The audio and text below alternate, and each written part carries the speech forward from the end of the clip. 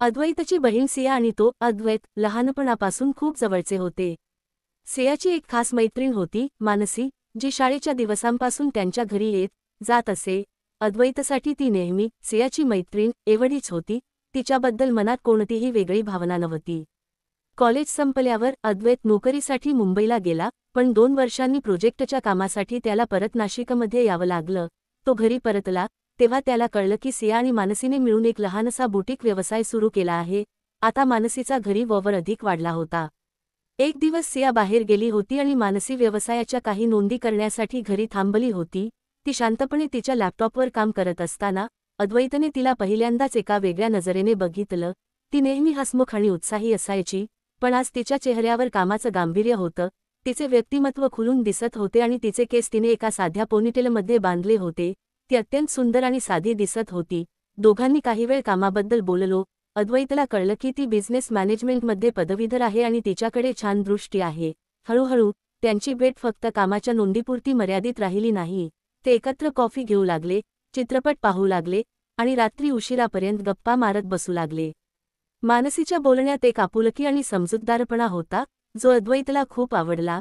सिया आणि तिच्या कुटुंबियांबद्दल बोलताना ती नेहमी खूप हळवी आणि प्रेमळ असायची. एकदा तिने त्याला सल्ला दिला होता की प्रत्येक नात्याला मोकळीक द्यावी लागते. अद्वैत धरून ठेवलं तर ते नातं नाही, अडथळा बनतं. तिचा हा विचार अद्वैतच्या मनाला खूप भावला. ते जवळ येत होते, पण सियाची मैत्रीण या नात्याची भिंत त्यांच्या दोघांमध्ये होती. अद्वैत विचार करत होता, सिया आणि तिच्या घरच्यांना हे पटेल का? आणि मानसीच्या मनात त्याच्याबद्दल नक्की काय आहे? एक संध्याकाळी पाऊस खूप पडत होता. ते गॅलरीत उभे होते. अद्वैतने तिला बोलता बोलता सहज विचारलं, मानसी, तू इतकी शांत आणि आनंदी कशी राहू शकतेस नेहमी? ती हसली आणि म्हणाली, मी शांत राहते कारण मला माहितीये की माझ्या आयुष्यात काही चांगले लोक आहेत. सिया, काका, काकू. आणि तू. तिने जेव्हा तू म्हटलं तेव्हा अद्वैतची भावना दाटून आली आणि तिने त्याच्याकडे बघितली. तिच्या डोळ्यात एक वेगळी चमक होती. त्याने थोडा धाडस करून तिचा हात आपल्या हातात घेतला. पाऊस, गारवा आणि त्या दोघांची धडधड. वातावरण खूप रोमॅन्टिक झालं होतं. मानसी, अद्वैत हळू आवाजात म्हणाला, मला वाटतं की मी तुझ्या प्रेमात पडलो आहे. तू फक्त सियाची मैत्रीण नाहीयेस, तू माझ्यासाठी त्यापेक्षा खूप जास्त आहेस. तिने डोळे मिटून घेतले आणि एक दीर्घ श्वास घेतला. अद्वैत, मी खूप दिवसांपासून वाट बघत होते की तू हे कधी बोलणार. मलाही हे नातं फक्त मैत्रीपर्यंत ठेवायचं नाहीये. आणि त्या पावसात एका बहिणीच्या मैत्रिणीसोबत अद्वैतची एक नवीन, सुंदर प्रेम कहाणी सुरू झाली. सियाने जेव्हा हे ऐकलं तेव्हा तिने त्यांच्या दोघांना मिठी मारली आणि म्हणाली, माझ्या 2 आवडत्या व्यक्ती आता एकत्र आहेत. मला खूप आनंद आहे. सियाने त्यांच्या नात्याला स्वीकारल्यानंतर अद्वैत आणि मानसी यांच्या नात्यातील संकोच पूर्णपणे दूर झाला. आता त्यांचे बोलणे, भेटणे अधिक मोकळे झाले होते. त्यांना एकमेकांसाठी चोरून वेळ काढण्याची गरज नव्हती, पण तरीही एक वेगळी उत्सुकता दोघांमध्ये कायम होती. एक आठवड्यानंतर सिया कामासाठी तिच्या मैत्रिणीसोबत 3 दिवसांच्या सहलीला बाहेर गेली. घरात फक्त अद्वैत आणि मानसी होते, कारण काका काकू एका धार्मिक कार्यक्रमासाठी गावी गेले होते. दुसऱ्या दिवशी संध्याकाळ होती. हवेत छान गारवा होता. मानसी किचनमध्ये कॉफी बनवत होती आणि अद्वैत हॉलमध्ये बसून लॅपटॉपवर काम करत होता. कॉफी घेऊन ती सोफ्यावर अद्वैतच्या शेजारी बसली. दोघे शांतपणे कॉफी पित होते. मानसी, आज घर खूप शांत वाटतंय, नाही? अद्वैत, हो. सियाची बडबड नाहीये आणि आई बाबांची हे कर ते करू नको वाली सूचनांची मालिका पण नाहीये. दोघे हसले. अद्वैतने तिचा हात हळुवारपणे आपल्या हातात घेतला. मानसीच्या डोळ्यात पाहिलं. त्या डोळ्यात त्याला फक्त विश्वास आणि प्रेम दिसलं. अद्वैत, मानसी, तू जेव्हा माझ्यासमोर असतेस ना, तेव्हा मला जगातील इतर कशाचीही आठवण होत नाही. मानसी लाजली. तिने हलकेच त्याच्या खांद्यावर डोकं ठेवलं. माझी अवस्था वेगळी नाहीये. अद्वैत, तू अचानक माझ्या आयुष्याचा अविभाज्य भाग कधी बनलास हे कळलंच नाही. ती कुजबुजली. त्या क्षणाला अद्वैतने तिला अधिक जवळ ओढलं. तिने डोळे मिटून घेतले. अद्वैतने तिला हॉलमध्ये नेले आणि एक इंग्लिश मूव्ही लावली. मग हळूच त्याने तिच्या व्यक्तिमत्वावर बोट फिरवायला सुरुवात केली आणि तिला पापी द्यायला लागला. तिने पहिल्यांदाच पापी घेतले होते. तिला खूप मजा यायला लागली. तो तिला मोकळी करायला लागला. तिला लाज वाटली पण तिच्या मनात प्रभाव निर्माण होऊ लागला. त्याने तिला उचलून बेडरूममध्ये आणलं. ती मस्त होऊन त्याच्या केसात हात फिरवत सिसक्या घ्यायला लागली. मग त्याने त्याची भावना मोकळी केली आणि त्यावर पॅकेट लावलं आणि भावना तिच्या जीवनात टाकली. तिच्या जीवनाचे दार बंद होते, त्यामुळे तिला त्रास व्हायला लागला. तिने त्याच्या तावडीतून सुटायचा प्रयत्न केला. तो थांबला आणि तिला पापी देऊ लागला आणि काही मिनिटांनी त्याने पुन्हा सुंदर वेळेचा अनुभव घ्यायला सुरुवात केली. तिला काय चाललं हे समजलं नाही, पण ती नकळत त्याला साथ द्यायला लागली. त्यांनी सकाळी 8 वाजता सुंदर वेळेस अनुभव घ्यायला सुरू केला आणि दुपारी 3 वाजेपर्यंत अनेकदा सुंदर वेळेचा अनुभव घेऊन ते घरी निघाले. कदाचित त्याने काही गोळी खाल्ली होती, म्हणून तो तिला सलग सुंदर वेळेचा अनुभव देत राहिला.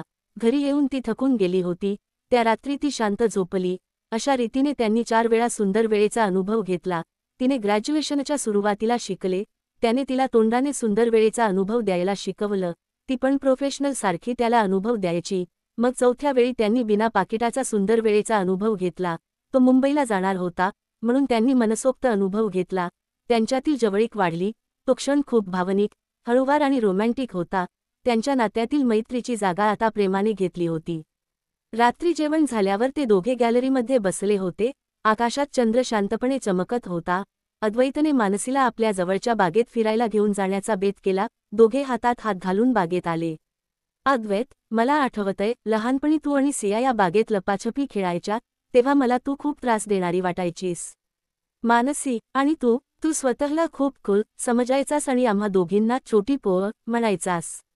या जुन्या आठवणींनी ते खूप हसले, एकमेकांचे पाय ओढत, एकमेकांना चिडवत. त्यांचा वेळ कधी गेला त्यांना कळलंच नाही. त्यांना जाणवलं की त्यांचे प्रेम केवळ शारीरिक आकर्षण नसून मन आणि आत्म्याचे बंधन आहे, जे त्यांना एकमेकांसोबत अधिक आरामदायक आणि सुरक्षित वाटायला लावते. बागेतून घरी परतताना मुख्य दरवाजाजवळ थांबून अद्वैतने मानसीला आपल्या बाहूंनी जवळ घेतलं. अद्वैत, हे नातं फक्त काही दिवसांपुरतं नाहीये. मानसी, मला तुझ्यासोबत पूर्ण आयुष्य जगायचं आहे. मानसी, मला हेच ऐकायचं होतं. अद्वैत, मी तयार आहे. आपण आपल्या घरच्यांशी बोलूया. तिने त्याच्या डोळ्यात बघून होकार दिला, जो त्यांच्या भविष्यासाठी महत्त्वाचा होता. त्यांच्यातील जवळीक आता फक्त दोघांपुरती मर्यादित नव्हती, तर त्यांच्या आयुष्यातील एका सुंदर आणि स्थिर प्रवासाची ती सुरुवात होती. शांततेनंतरचे वादळ, अद्वैत आणि मानसी यांच्यातील प्रेम आता अधिक घट्ट झालं होतं. त्यांनी आपल्या नात्याबद्दल कुटुंबाशी बोलायचं ठरवलं, पण त्यापूर्वीच त्यांच्या आयुष्यात अनपेक्षित घटनांची एक साखळी सुरू झाली. अद्वैतच्या जुन्या मुंबईमधील प्रोजेक्टचे काम अचानक थांबले होते. कंपनीने त्याला कोणतीही पूर्वसूचना न देता कामावरून कमी केले होते आणि याचा परिणाम त्याच्यावर खूप तणाव निर्माण करणारा होता. मध्यरात्री अद्वैतच्या मोबाईलवर अज्ञात नंबरवरून कॉल्स येऊ लागले. कॉल उचलला की पलीकडून फक्त श्वासाचा आवाज यायचा, किंवा कधीकधी कोणीतरी मंद आवाजात गाणे गुणगुणत असल्याचा भास व्हायचा. मानसीच्या बुटीकजवळ गेल्या काही दिवसांपासून एक काळसर रंगाची जुनी कार संशयास्पदरित्या उभी असायची. एकदा मानसीने त्या कारकडे पाहिले, तेव्हा आत बसलेल्या व्यक्तीने तोंडावर स्कार्फ बांधलेला होता. एका सकाळी अद्वैतच्या लॅपटॉपवर एक गुमनाम ईमेल आला. त्यात स्पष्टपणे लिहिले होते, तुम्ही दोघे एकत्र राहू शकत नाही. वेगळे व्हा, नाहीतर परिणाम वाईट होतील. तुमच्या जुन्या चुकांसाठी तुम्हाला शिक्षा मिळेल. अद्वैतला वाटले की हे सर्व त्याच्या प्रोजेक्टमधील रागातून कोणीतरी करत असावे, पण मानसीला त्यात काहीतरी वैयक्तिक आणि गंभीर वाटत होते. एक दिवस सिया तिच्या खोलीची सफाई करत असताना तिला एका जुन्या डायरीमध्ये एक जीर्ण झालेला फोटो सापडला. तो फोटो सियाने अद्वैतला दाखवला. अद्वैत, हा फोटो कोण आहे? तुझ्या कॉलेजच्या ग्रुपमधील कोणीतरी आहे का?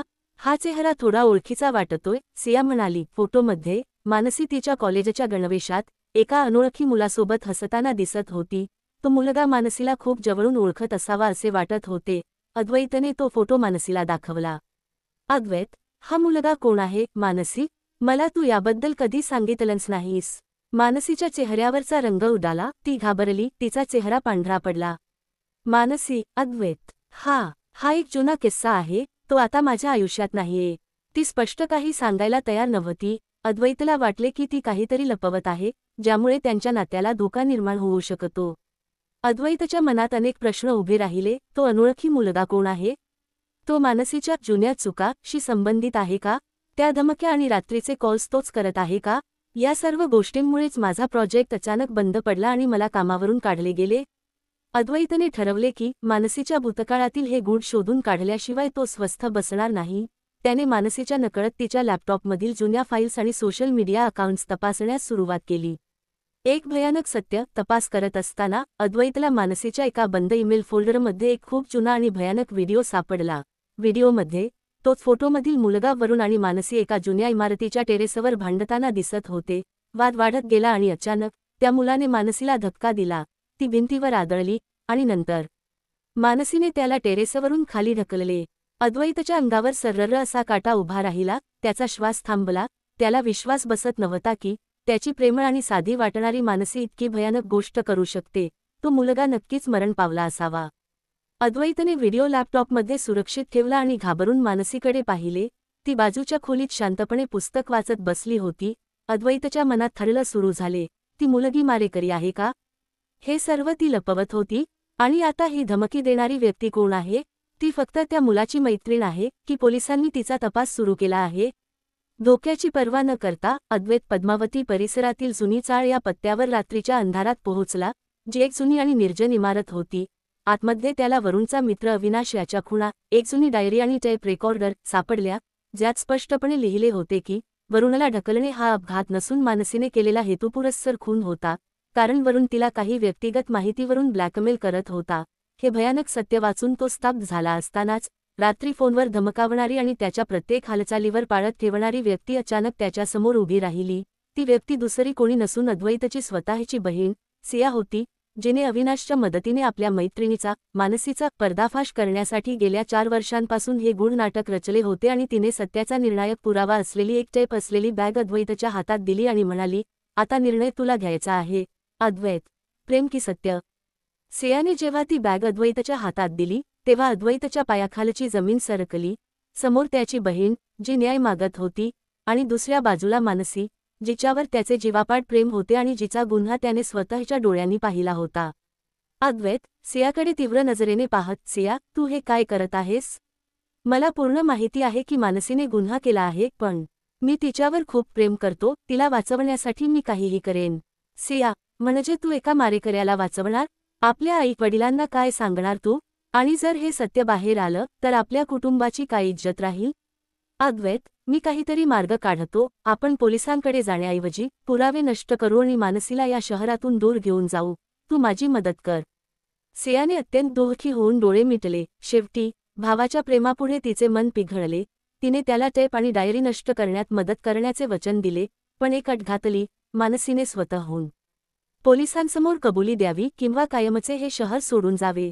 मानसीचा सामना. दुसऱ्या दिवशी सकाळी अद्वैत घरी परतला. मानसी त्याला बघून धावत त्याच्याजवळ आली. मानसी, अद्वैत, तू मला काही न सांगता कुठे गेला होतास? मी किती घाबरले होते. आणि तुला रात्री कुणाचे फोन येत होते? अद्वैतने तिला शांतपणे बसवले. त्याने टेप आणि डायरीचे तुकडे तिला दाखवले.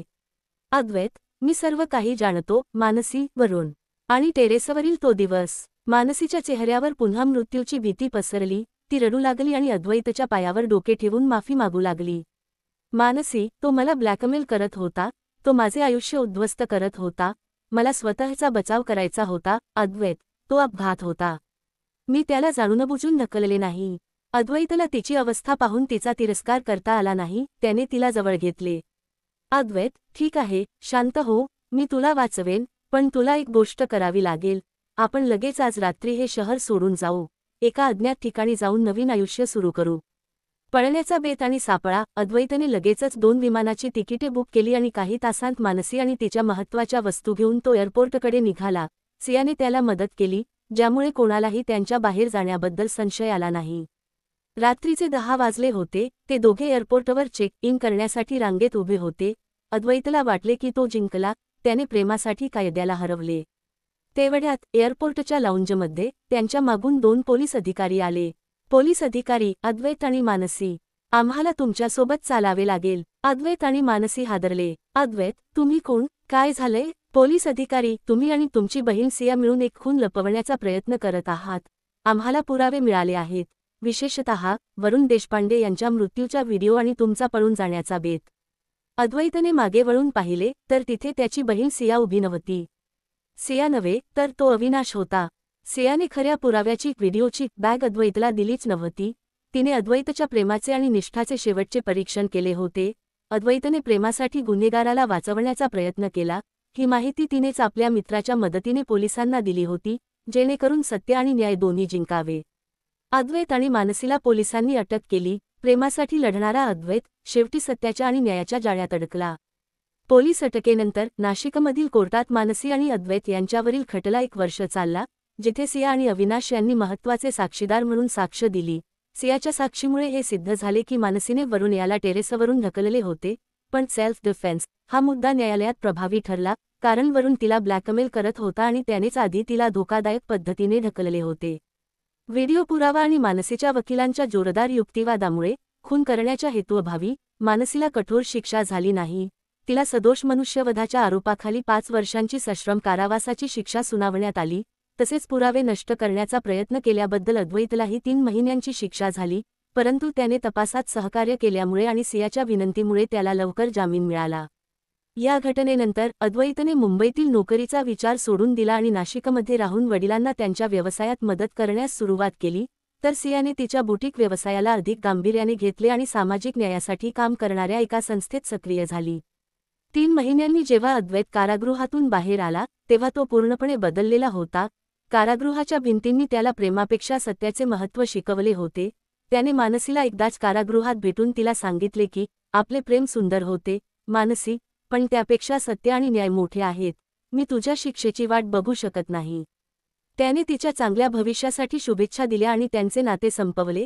मात्र मानसीने शिक्षा पूर्ण झाल्यावर पुन्हा एक नवीन आयुष्य सुरू करावे यासाठी तो आर्थिक मदत करत राहिला.